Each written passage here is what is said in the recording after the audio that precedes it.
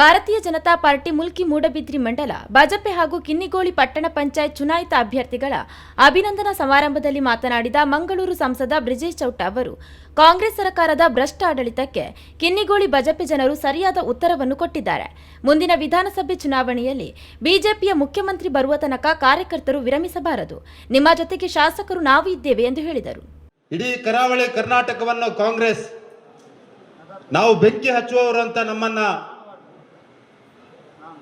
ಹೇಳ್ತಾ ಇರುವಂತ ಈ ಸಂದರ್ಭದಲ್ಲಿ ಕಳೆದ 2.5 ವರ್ಷದಲ್ಲಿ ಈ ಜಿಲ್ಲೆಯ ಜನರನ್ನ ಒಂದು ರೀತಿಯಲ್ಲಿ second grade third grade citizens ರೀತಿ ನೋಡ್ತಾ ಇರುವಂತಹ ಸಂದರ್ಭದಲ್ಲಿ ಗ್ರಾಮ ಗ್ರಾಮದಲ್ಲಿ ಬೂತ್ನಲ್ಲಿ ನಮ್ಮ ಕಾರ್ಯಕರ್ತರನ್ನ ಹಿಂದೂ ಸಂಘಟನೆಗಳನ್ನ ದ್ವೇಷದ ಭಾವನೆಯಲ್ಲಿ ನೋಡ್ತಾ ಇರುವಂತಹ ಸಂದರ್ಭದಲ್ಲಿ ನಮ್ಮೆಲ್ಲ ಕಾರ್ಯಕರ್ತರಿಗೆ ಧೈರ್ಯ ತುಂಬಿಸುವಂತ, ನಮ್ಮೆಲ್ಲ ಕಾರ್ಯಕರ್ತರಿಗೆ ಹೊಸ ಹುರುಪಿನೊಂದಿಗೆ ಹುಮ್ಮಸ್ಸಿನೊಂದಿಗೆ ಹಿಂದುತ್ವಕ್ಕೋಸ್ಕರ ಅಭಿವೃದ್ಧಿಗೋಸ್ಕರ ಪ್ರಧಾನಮಂತ್ರಿ ನರೇಂದ್ರ ಮೋದಿ ಅವರ ಆಡಳಿತ ಈ ರಾಜ್ಯದಲ್ಲೂ ಬರಬೇಕು ಅನ್ನುವಂಥ ಒಂದು ಆಶಾಭಾವನೆಯನ್ನು ಮೂಡಿಸಿರುವಂತಹ ಕಾರ್ಯಕರ್ತರಿಗೆ ನಾನು ಕೈ ಮುಗಿದು ಧನ್ಯವಾದಗಳನ್ನು ಸಲ್ಲಿಸಲಿಕ್ಕೆ ಬಯಸ್ತಾ ಇದ್ದೇನೆ.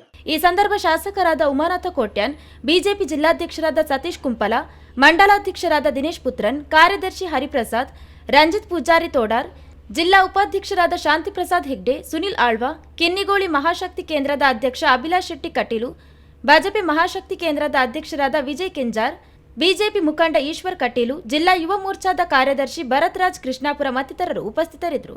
ಈ ವೇಳೆ ಕಿನ್ನಿಗೋಳಿ ಪಟ್ಟಣ ಪಂಚಾಯತ್ನ ವಿಜೇತರ ಅಭ್ಯರ್ಥಿಗಳ ಮೆರವಣಿಗೆ ಪುನರೂರಿನಿಂದ ಕಟೀಲಿನವರೆಗೆ ನಡೆದರೆ, ಭಾಜಪೆ ಪಟ್ಟಣ ಪಂಚಾಯತ್ ವಿಜೇತ ಅಭ್ಯರ್ಥಿಗಳ ಮೆರವಣಿಗೆ ಮರವೂರಿನಿಂದ ಸ್ವಾಮಿಲಪದವನವರೆಗೆ ನಡೆಯಿತು.